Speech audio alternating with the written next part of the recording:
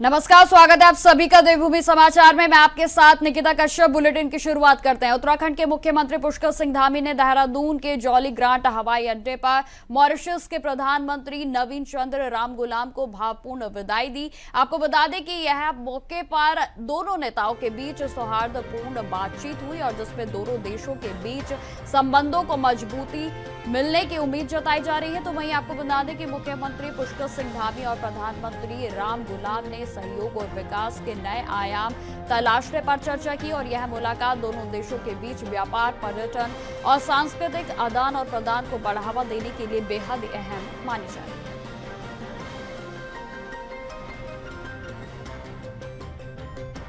तो आपको बता दें कि आज देहरादून के हवाई अड्डे पर पुष्कर सिंह धामी पहुंचे, जहां मॉरिशस के प्रधानमंत्री को उनकी ओर से विदाई दी गई। आपको बता दें कि जॉली ग्रांट हवाई अड्डे पर दोनों नेताओं के बीच में सौहार्दपूर्ण वार्ता हुई और जिसमें कि आपको बता दें कि दोनों देशों के बीच संबंधों को और भी मजबूत करने की दिशा में ये बैठक काफी अहम मानी जा रही है। वहीं आपको बता दें कि आज सीएम पुष्कर सिंह धामी की ओर से देहरादून के जॉली ग्रांट हवाई अड्डे से प्रधानमंत्री नवीन को विदाई दी गई है और जिसमें कि आपको बता दें जो प्रधानमंत्री हैं मॉरिशस के, वो भारत के दौरे पर हैं और जहां उनकी ओर से भारत के तमाम राज्यों का भ्रमण किया गया और जिसमें कि वे उत्तराखंड भी पहुंचे थे और जहां आज मुख्यमंत्री पुष्कर सिंह धामी की ओर से जॉली ग्रांट हवाई अड्डे पर उनकी भावपूर्ण विदाई की गई। ये तस्वीरें आप देख सकते हैं कि उनकी ओर से तमाम भेंट भी उनको दी गई हैं और जिसमें तमाम नेतागण भी मौजूद रहे। तो वहीं आपको बता दें कि दोनों देशों के बीच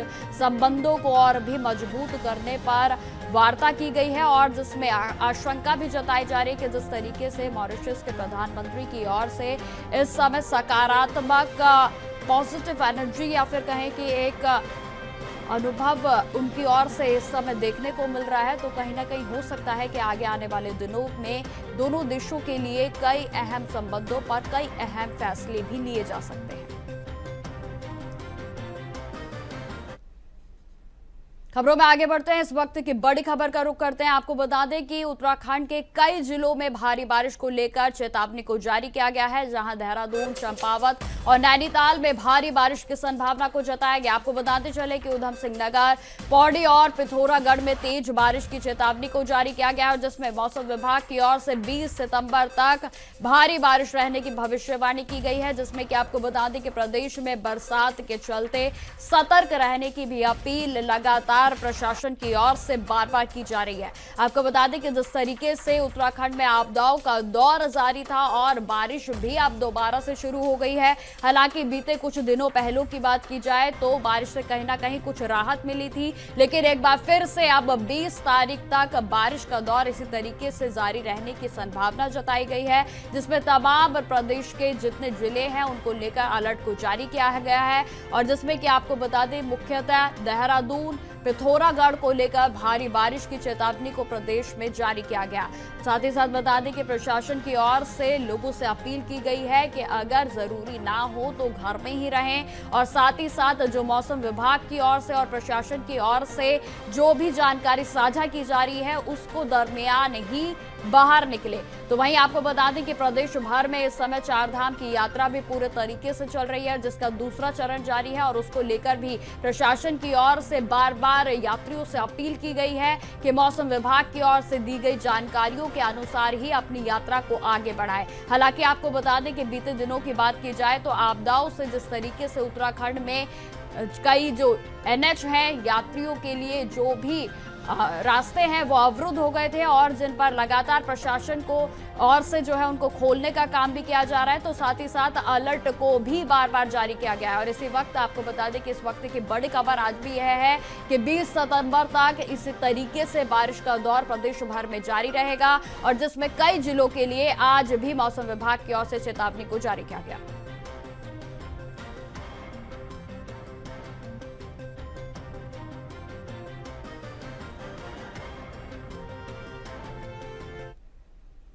अब खबर देहरादून से है, जहां बीजेपी ने उत्तराखंड प्रदेश संगठन में नई कार्यकारिणी की घोषणा कर दी है। जी हां, आपको बता दें कि प्रदेश अध्यक्ष महेंद्र भट्ट के निर्देश पर संगठन के विभिन्न मोर्चों में विभागों में 42 पदाधिकारियों की नियुक्ति की गई है, जिसमें दीप्ति रावत, कुंदन परिहार और तरुण बंसल को प्रदेश के महामंत्री बनाया गया है। तो वहीं प्रदेश के उपाध्यक्ष के रूप में 8 लोगों और प्रदेश मंत्री के तौर पर भी 8 नेताओं की जो है वो जगह दी गई है। बताते चले कि पुनीत मित्तल को भी प्रदेश कोषाध्यक्ष नियुक्त किया गया, जबकि मनवीर सिंह चौहान को तीसरी बार प्रदेश मीडिया प्रभारी की जिम्मेदारी सौंपी गई। बताते चले कि महिला मोर्चा की कमान रुचि भट्ट को सौंपी गई है और वहीं इस नई कार्यकारिणी में संगठन की मजबूती और आगामी चुनावों को ध्यान में रखते हुए संतुलन को साधा गया।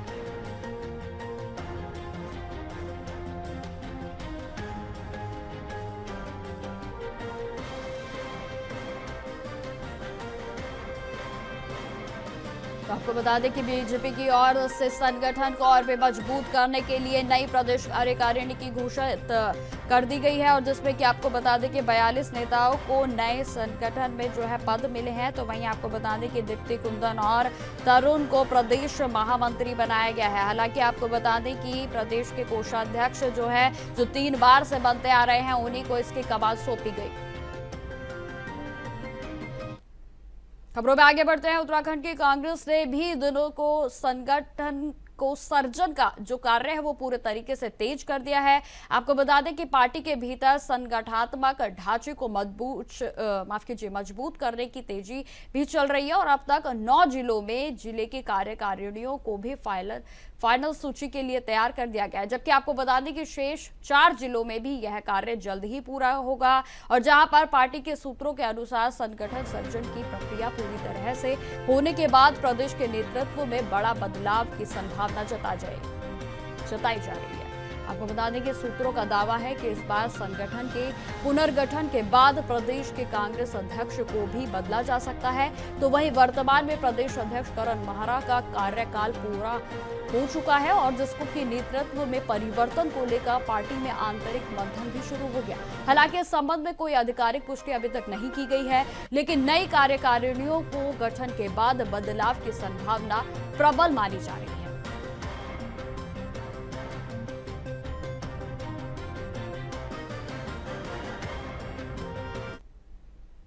नहीं, बिल्कुल संकेतों से इनकार कैसे किया जा सकता है। संकेत अगर मिल रहे हैं आप लोगों को, तो हो सकता है उसमें कुछ सच्चाई हो, या हो सकता है कि केवल अफवाहें भर हो। लेकिन जिस तरह से यहाँ पर कार्य चल रहा है उत्तराखंड कांग्रेस का, बहुत मुस्तैदी के संग कांग्रेस कार्यकर्ता इस समय कांग्रेस की मजबूती के लिए कार्य कर रहा है। वोट चोर गद्दी छोड़ अभियान जो है बिहार में नहीं, देश के कोने कोने में गुंजायमान हो रहा है। वोट अधिकार यात्रा जो माननीय राहुल गांधी जी की थी, तेजस्वी यादव जी की थी बिहार के अंदर, उसने उनके ग्राफ को एक कई नई ऊंचाई पर लाकर खड़ा कर दिया है। वैसे ही यहाँ उत्तराखंड के अंदर भी भारतीय जनता पार्टी ने इतने मुद्दे तैयार कर रखे हैं कि आज की तारीख में वो बैकफुट पर है। आप जॉर्ज एवरेस्ट का मामला देख लीजिए, जहां 3 कंपनियां टेंडर डालती हैं और तीनों कंपनियां जो है पतंजलि की पाई जाती हैं। भ्रष्टाचार एक दूसरी ही ऊंचाई पर है। आप चाहे खनन देख लीजिए, अवैध खनन पर इनके अपने लोग बोल रहे हैं, हमें बोलने की जरूरत कहाँ है। पूर्व काबीना मंत्री अरविंद पांडे जो वर्तमान में विधायक है, उन्होंने अवैध खनन को लेकर अपनी सरकार को घेरा है। मुन्ना सिंह चौहान जो विकासनगर से भाजपा के विधायक है, उन्होंने अवैध खनन पर घेरा है। पूर्व मुख्यमंत्री त्रिवेंद्र रावत ने अवैध खनन पर इनको घेरा है। इनके वहां जिस तरह की जुबानी जंग जो है हेमराज बिष्ट और बिशन सिंह चुफाल, एक आप सोचिए दायित्वधारी मंत्री और दूसरा विधायक, वो दोनों आपस में लड़े भिड़े हुए हैं। तो कमी कहाँ छोड़ रखी है मुद्दों की। इसके अलावा अंकिता भंडारी कांड है, भर्ती घोटाले हैं, केदारनाथ से सोना चोरी मामला है, बेताल घाट में फायरिंग का मामला है, सदस्यों के अपहरण का मामला है। ये सारे मामलों को लेकर हम, ये जो दुष्कर्म के तमाम मामले आ रहे हैं और इन दुष्कर्मों में संलिप्त भाजपाई देखे जा रहे हैं, पाए जा रहे हैं, इन सब को लेकर हम जनता के दरबार में, अदालत में जाएंगे और उनसे अपने विवेकपूर्ण फैसला लेने का निवेदन करेंगे। खबर राजधानी देहरादून से ही है, जहां पर रसपना और बिंदाल नदी के ऊपर बनने वाले एलिवेटेड रोड को लेकर सियासत तेज हो गई है। आपको बता दें कि बीजेपी के विधायक विनोद चमोली की माने तो एलिवेटेड रोड बनने से जो घर प्रभावित हो रहे हैं उनको दूसरी जगह बसाने का कार्य किया जाएगा और इसके अलावा मलिन बस्तियां जो इन नदियों के किनारे पर हैं उन्हें भी संरक्षित करने का काम बीजेपी की सरकार करने जा रही है। हालांकि आपको बताते चले कि बीजेपी के विधायक ने कहा कि इस पूरे मामले पर विपक्ष सिर्फ राजनीति कर रहा है और जनता को गुमराह करना का माहौल लगातार उनकी ओर से बनाया जा रहा है। बस्तियां नहीं उजाड़ी जा रही हैं और मैंने पहले भी कहा है कि देहरादून में 2 एलिवेटेड रोड्स का प्रस्ताव है जो इसकी आवश्यकता भी है, तो उसके कारण 3000 से लगभग 3500 के लगभग जो मन्य बस्तियों में जो आवास है वो प्रभावित हो रहे हैं। तो हम लोगों ने उनको विस्थापित करने की व्यवस्था की है, क्योंकि ऐसा नहीं कि किसी को उजाड़ा जा रहा है बल्कि उनको बसाया जाएगा। और उसके बाद उनको ये भी समझ में आना चाहिए कि मरीन बस्ती में लगभग 50,000 परिवार रहते हैं, 50,000 मकान हैं, तो 47,000 मकानों को बचाने का काम भी भारतीय जनता पार्टी साथ साथ कर रही है। जहाँ 3-3.5 हज़ार को बसा रही है वहाँ लगभग 47,000 को बचा भी रही है। तो उसमें उजाड़ने जैसी कोई विषय नहीं है, सिर्फ एक भ्रम फैलाने की कोशिश की जा रही है। मलिन बस्तियों में एक असंतोष भाजपा के प्रति खड़ा हो, ऐसा प्रयास कांग्रेस का है। लेकिन मलिन बस्ती के लोग जानते हैं कि जब हाई कोर्ट का आदेश आया था कि मलिन बस्तियों को हटाना है, तो ये भारतीय जनता पार्टी की सरकार थी जो 3-3 बार अध्यादेश लाकर जिन्होंने मलिन बस्तियों को बचाने का काम किया है। और जो लोग प्रभावित हो रहे हैं उनको भी बसाने के लिए हम लोग आगे काम कर रहे हैं। तो इसलिए कांग्रेस जिस तरह का वातावरण बनाना चाहती है वो वातावरण उनसे बन नहीं पा रहा है और बनेगा भी नहीं, क्योंकि मलिन बस्ती के लोग भी समझदार हैं, वो समझते हैं कि क्या हो रहा है। मेरी तो खुली चुनौती है कांग्रेस को कि अगर उनको लगता है कि एलिवेटेड रोड के कारण समस्या है तो फिर एलिवेटेड रोड्स का विरोध करें, फिर ओपन सड़क पर आए, कहीं साहब हमको एलिवेटेड रोड्स नहीं चाहिए। बताएं शहर को कि शहर का ट्रैफिक सिस्टम ठीक नहीं होना चाहिए, शहर को व्यवस्थित नहीं होना चाहिए, शहर में जो लिंक रोड्स हैं, जो यातायात के अन्य साधन हैं वो नहीं बनने चाहिए। तो कांग्रेस सीधी बात क्यों नहीं करती है? कांग्रेस घुमा फिरा के बात कर रही है। कांग्रेस अगर एलिवेटेड रोड्स के विरोध में तो खुलकर सामने आए ना, उसके बाद हम जवाब देंगे। खबरें लगातार जारी रहेंगी, फिलहाल रुकते छोटे से ब्रेक के लिए। ब्रेक के बाद एक बार फिर से स्वागत है आप सभी का। बढ़ते हैं खबरों की ओर। खबर देहरादून से है, जहां बिन मां की 3 निर्धन बेटियां काजल, रागिनी और प्रीति अब सरकारी स्कूलों में पढ़ाई कर रही हैं। जी हां, आपको बता दें कि जिला प्रशासन की सक्रियता और डीएम सब बंसल के त्वरित फैसले से तीनों बहनों को शिक्षा का नया अवसर मिला है। जहां स्कूल ड्रेस पहनते ही बेटियों के चेहरे खिल उठे, तो जो शिक्षा की नई राह पर बढ़ता हुआ कदम ही माना जा रहा है। बताते चले कि लाडपुर और रायपुर स्कूल में दाखिला दिलाने के साथ साथ बेटियों को किताबें, यूनिफॉर्म और अन्य आवश्यक सामग्री भी निःशुल्क उपलब्ध कराई गई। जहां बड़ी बहन सरिता को रोजगार परक प्रशिक्षण देने का भी प्रबंध किया गया है। तो वहीं बताते चले कि मामले को लेकर डीएम सलीम बंसल ने कहा कि हर बेटी को पढ़ाई का अवसर मिलना चाहिए, शिक्षा ही भविष्य बदल सकती है।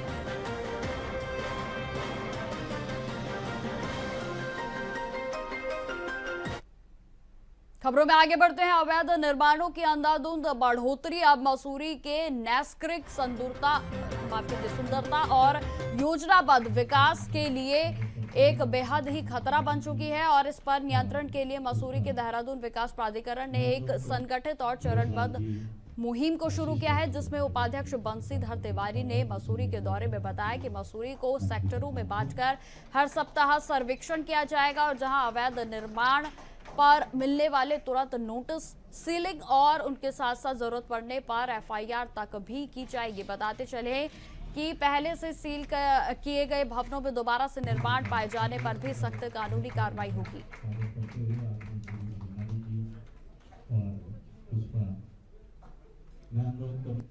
भरतलाल जी, आशीष भट्ट जी हमारे बहुत वरिष्ठ पत्रकार साथी, जिसे भी अनुरोध है आप भी मंच की तरफ आएंगे। खबरों में आगे बढ़ते हैं। पर्यटन विभाग के द्वारा मसूरी के जॉर्ज एवरेस्ट के पर्यटन को बढ़ावा देने के उद्देश्य से किए गए एमओयू में अब कांग्रेस पार्टी के जुबानी हमला शुरू हो गया है। आपको बता दें कि कांग्रेस के प्रदेश अध्यक्ष करण नाहरा ने कहा कि उत्तराखंड सरकार के पर्यटन विभाग ने मसूरी के पास जॉर्ज एवरेस्ट स्टेट जो भी एडवेंचर टूरिज्म को बढ़ावा देने के नाम पर बाबा रामदेव और उनके सहयोगी बालकृष्ण के साथ मिलकर टेंडरों के माध्यम से हजारों रुपए का महाघोटाला किया है।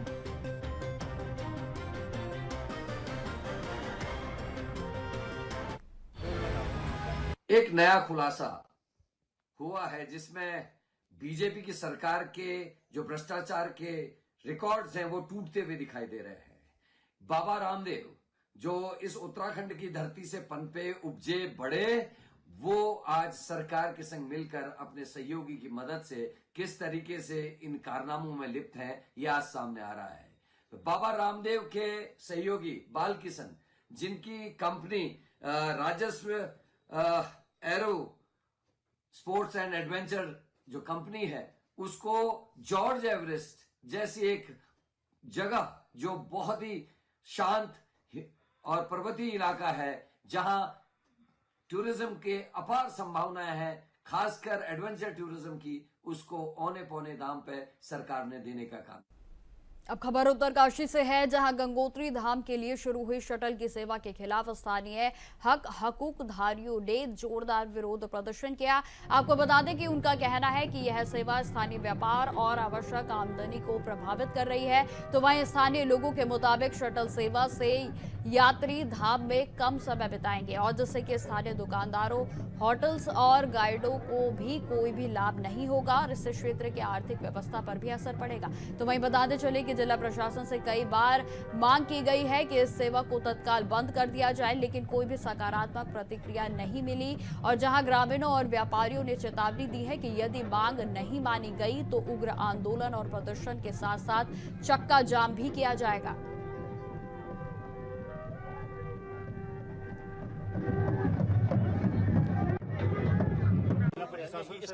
हम लोग बाहर से आके हमने यहाँ पे किराए पे दुकान ली है गंगोत्री में, और इस समय हालात ये हैं कि हमारा यहाँ पे किराया निकलना भी मुश्किल हो रहा है।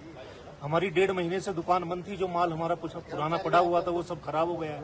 उसकी एवज में हमने नया माल के यहाँ पे अपना लाके अपना व्यापार स्टार्ट किया दोबारा, लेकिन उसमें भी यात्री यहाँ पे रुक नहीं रहे, तो कोई खरीदारी हमारी यात्री यहाँ पे कर ही नहीं रहा है, जिससे हमारा कि किराया निकलना भी बड़ा मुश्किल हो रहा है। किराया कहाँ से दे पाएंगे? आप कहाँ से?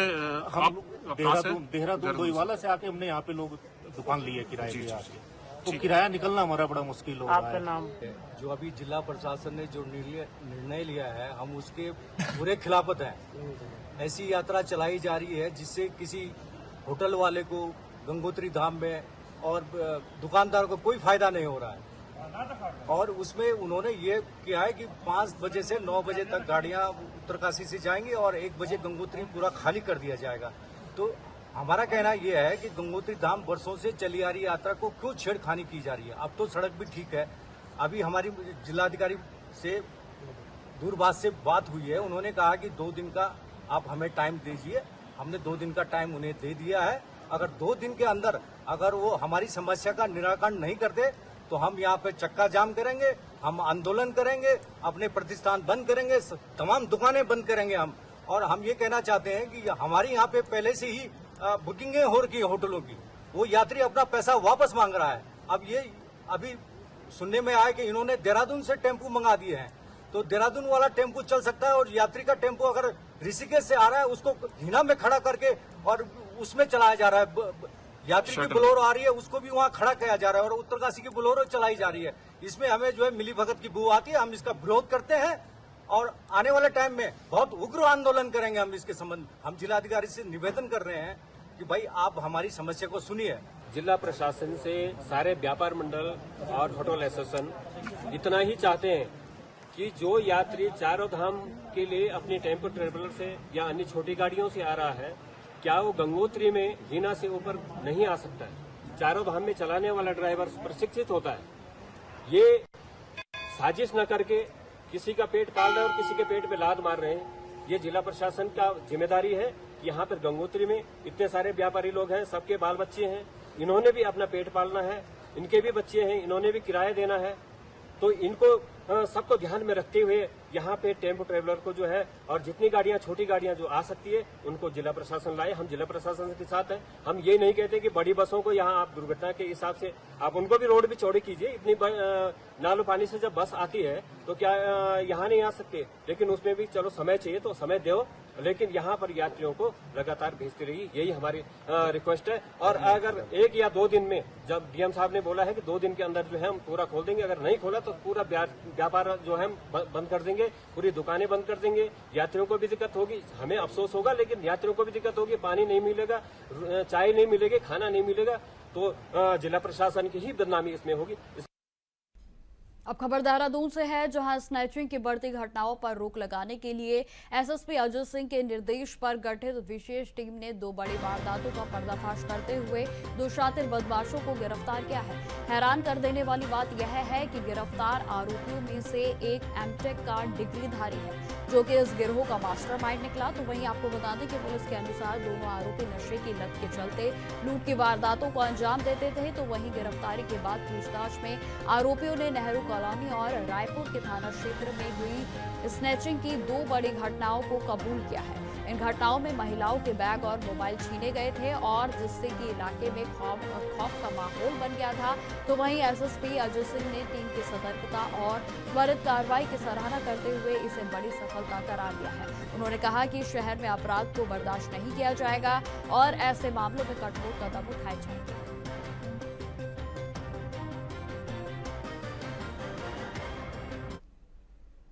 अब खबर रुड़की से है, जहां गंग नहर कोतवाली क्षेत्र के पाडली गुजर गांव में देर रात आपसी विवाद में एक युवक पर चाकू से हमला कर दिया गया। आपको बताते चले कि घायल युवक को गंभीर हालत में ही ऋषिकेश के हाई सेंटर में रेफर किया गया, जहां सूत्रों के अनुसार युवक रात रुड़की से गांव लौट रहा था कि तभी रास्ते में अरमान पुत्र मजमिल अपने साथियों के संग मौजूद था। बताते चले कि पुरानी रंजिश को लेकर दोनों के बीच कहासुनी हुई और जल्द ही झगड़े में बदल गई, और उसके बाद अरमान और उसके साथियों ने वसीम पर चाकू से हमला कर दिया। बताते चले कि घायल युवक को तुरंत सरकारी अस्पताल रुड़की में ले जाया गया, और जहां से प्राथमिक इलाज के बाद उसके गंभीर हालातों को देखते हुए ऋषिकेश के लिए रेफर कर दिया गया। और जहां गंग नहर कोतवाली प्रभारी के अनुसार अभी तक कोई भी लिखित तहरीर नहीं मिली है। तहरीर मिलने पर कानूनी कार्रवाई की जाएगी। और जहां गांव में घटना के बाद तनाव का माहौल पूरे तरीके से देखने को मिल रहा है।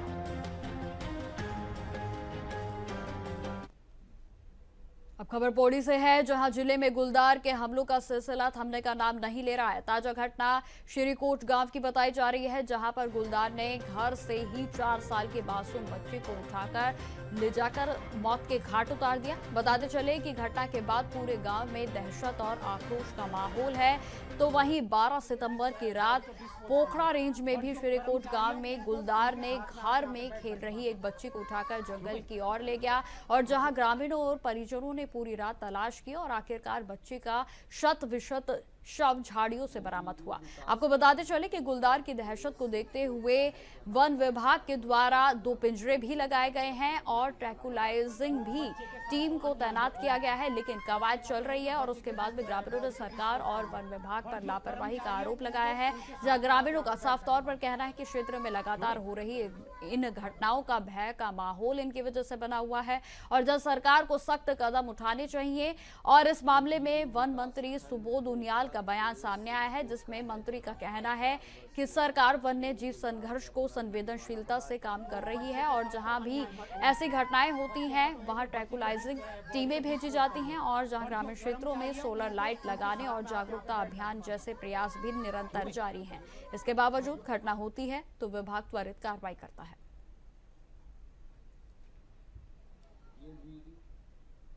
अब खबर हरिद्वार से है, जहां मुठभेड़ के बाद फरार हुए बदमाश ने आत्महत्या कर ली। आपको बता दें कि बीते शनिवार को मुठभेड़ में हरियाणा के क्राइम ब्रांच के दरोगा का गोली मारने वाले सुनील उर्फ सुनील कपूर के खिलाफ मुकदमा दर्ज किया गया, और जहां सुनील ने अपने लाइसेंस से पिस्तौल से ही दारोगा को गोली मार दी थी। बताते चले कि एम्स ऋषिकेश में भर्ती दारोगा के हालात बेहतर हैं, तो वहीं हरिद्वार में मुठभेड़ के बाद फरार हुए बदमाश ने देहरादून में खुद को ही गोली मारकर आत्महत्या कर ली। घटना देहरादून के लक्ष्मण चौक के पास की बताई जा रही है, जहां पर इससे पहले हरियाणा की एसटीएफ की टीम ने भी हरिद्वार पहुंचकर मामले की जांच पड़ताल की थी।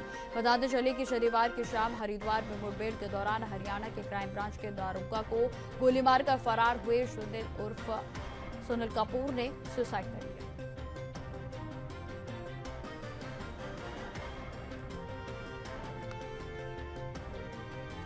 कल एक घटनाक्रम हरिद्वार में हुआ था, जहां जिंद पुलिस की मुठभेड़ जो है सुनील कपूर नाम का एक अभियुक्त है, जिसकी तलाश में हरिद्वार में आई थी और सूचना के आधार पर जो उसको पकड़ने का प्रयास किया गया, तो अभियुक्त द्वारा, जैसा सोशल मीडिया में बहुत जगह से आप लोगों ने देखा होगा, वायरल एक वो भी चल रहा है, और बचने के लिए जो जिंद के जो दरोगा जी थे उन पर फायर भी किया था। 2 गोली उनके लगी थी, एक हाथ पर लगी और एक उनके पेट में लगी, जिनको उपचार के। तो फिलहाल मेरे साथ इस बुलेटिन में इतना ही। देश दुनिया की तमाम खबरों की जानकारी के लिए बने रहे हमारे साथ। नमस्कार।